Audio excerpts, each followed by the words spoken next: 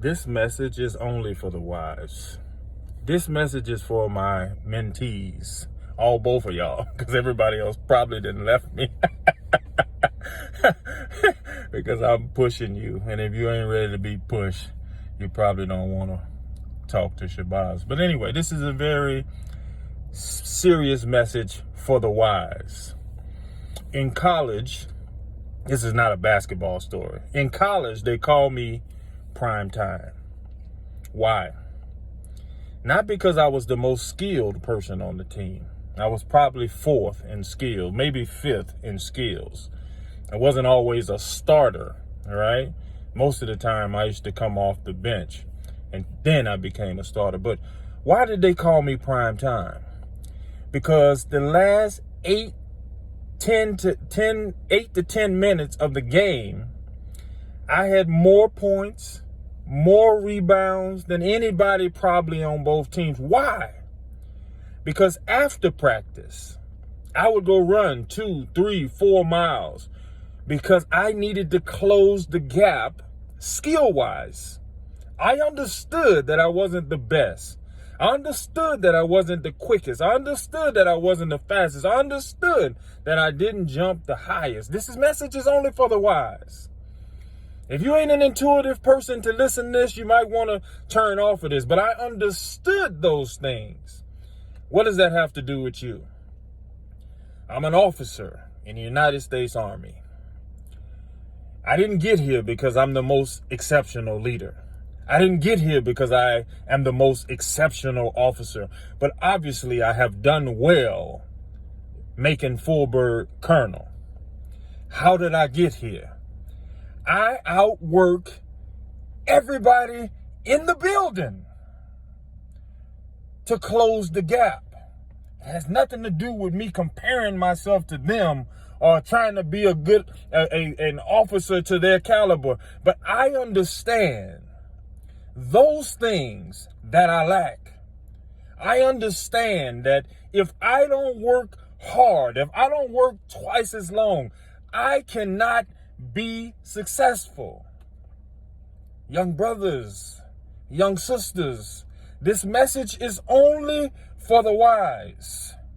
You have deficiencies. You know those deficiencies. But you want somebody to hand you something because you're nice, because you speak to the boss in the morning, because you bring donuts, because you say good morning, you say good evening. No. You have to look at your deficiencies.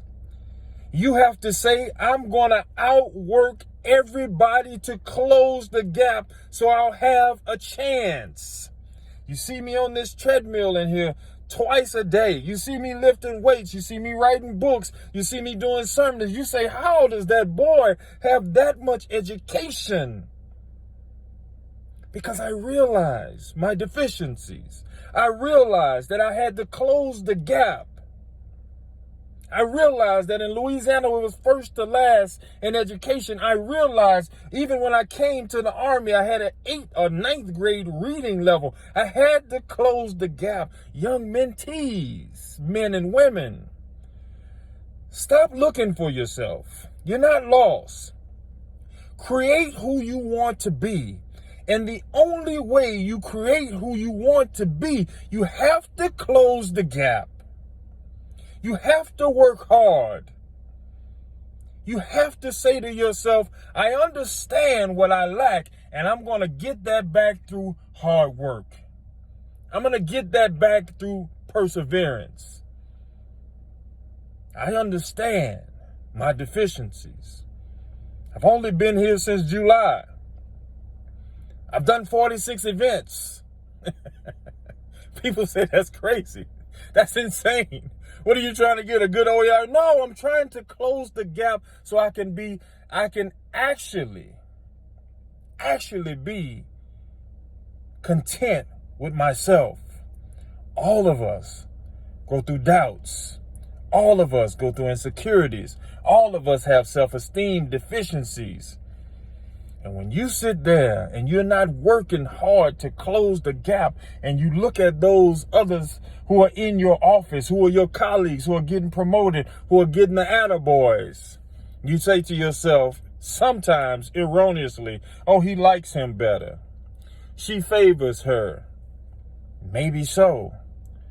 And if it's true, at least you can be satisfied with yourself because you've worked hard. You've done the work. And even if somebody discriminates against you, you can say to yourself, at least I didn't discriminate against myself. Value hard work. Work yourself to your satisfaction so you can sleep at night. This message is only for the wise. Peace and blessings be upon you.